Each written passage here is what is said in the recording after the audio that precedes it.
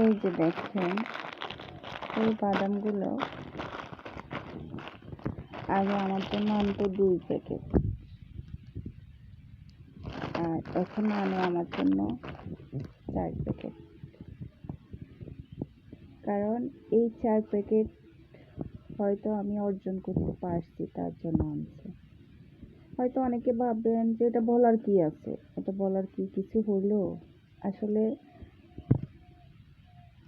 স্বামীর ভালোবাসা পেতে হলে আপনি ছোট্ট ছোট্ট তার গিফটগুলোকে অনেক বড় করে দেখবেন, এবং কি যখন আপনার জন্য এরকম ছোট ছোট কোনো গিফট আনে, তখন আপনি একদম মুচকি একটা হাসি দিবেন।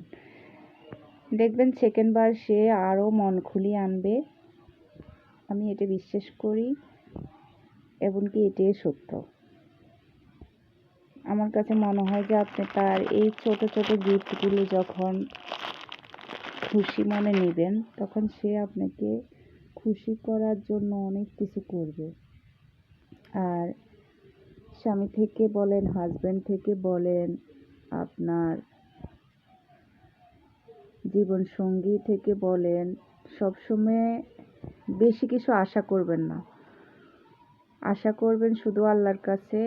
আর উছিল্লা হয়তো সে থাকবে বা আপনি নিজে থাকবেন, কিন্তু আপনি অল্পতে যখন শুকরিয়া আদায় করবেন, তখন আল্লাহ সেখানে রহমত দিয়ে দিবে। এটাই সত্য। তার কি, সবাই ভালো থাকবেন।